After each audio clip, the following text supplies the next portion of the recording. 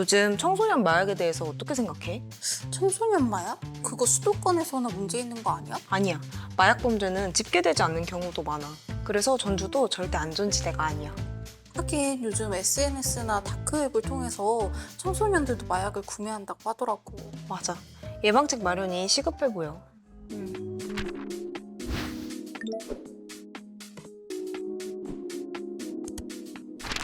최근 전주시 풍남초등학교 학생들이 마약의 사회적 문제를 우려하며 간판에 마약이라는 단어 대신 다른 이름으로 변경해달라는 요청이 담긴 편지를 한옥마을 상인들에게 전달했고, 이후 상인들은 오래 사용해왔던 간판 이름을 다른 명칭으로 변경했다는 소식이 전국적으로 보도되며 우리 마음을 훈훈하게 달궜던 일을 기억하실 겁니다. 하지만 그 안에 담긴 현실은 훈훈하지만은 않습니다. 최근 일어나는 각종 사건 사고마다 마약이 등장할 정도로 우리 일상에 마약이 너무나도 가까이 파고들었기 때문입니다. 이에 본 의원은 우리 아이들이 왜 그런 편지를 써야만 했는지에 주목하고 지자체 차원에서 마약 중독 대책, 특히 청소년을 위한 예방책 마련을 촉구하고자 이 자리에 섰습니다.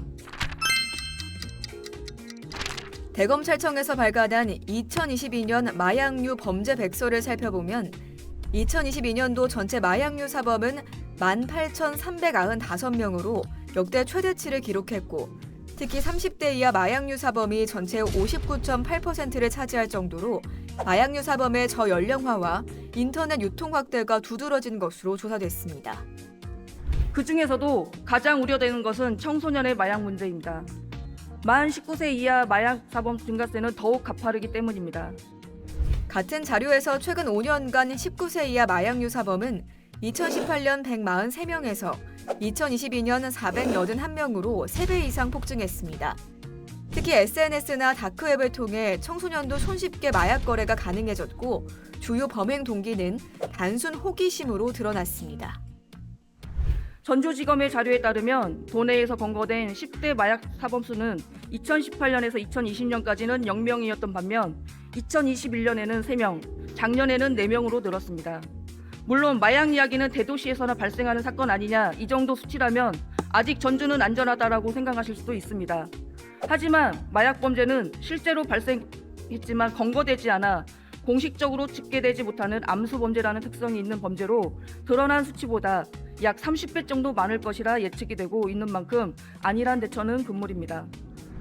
청소년의 경우 성인에 비해 주변 전파력이 강하며 회복의 동기를 갖기 어려운 데다 성장기라는 특성상 뇌의 인지 기능과 사고 능력에 미치는 영향이 치명적입니다. 즉 청소년들의 마약 중독 문제는 개인의 문제를 넘어 사회의 미래가 걸린 문제라고 온혜정 의원은 지적했습니다. 따라서 본 의원은 이처럼 심각한 청소년 마약 문제를 단순히 교육 현장의 일로 치부할 것이 아니라 전주시에서 적극적으로 예방 활동에 뛰어들어 선제적으로 대응해 나갈 것을 촉구하는 바입니다. 첫째, 전주시에서도 마약류 및 유해 약물 오남용 예방을 위한 제도적 근거를 마련하여 세계적인 지원과 예방이 이루어지도록 해야 합니다. 둘째, 맞춤형 예방 교육과 이를 위한 전문 인력 양성이 필요합니다. 형식적인 교육 대신 체계적, 단계적 커리큘럼을 제공하여 마약이 막연하게 나쁜 것이라는 인식을 넘어 그 위험성과 심각성을 체감할 수 있도록 해야 합니다. 또한 온혜정 의원은 경찰청과 교육청의 협업 체계를 구축해서 예방 및 단속 시스템을 마련하고 모든 시민이 마약에 대한 경각심을 가질 수 있도록 적극적인 홍보 활동도 펼쳐나가야 한다고 강조했습니다. 우리 아이들이 담배나 술이 아닌 마약을 접하게 될까 걱정해야 되는 시대입니다.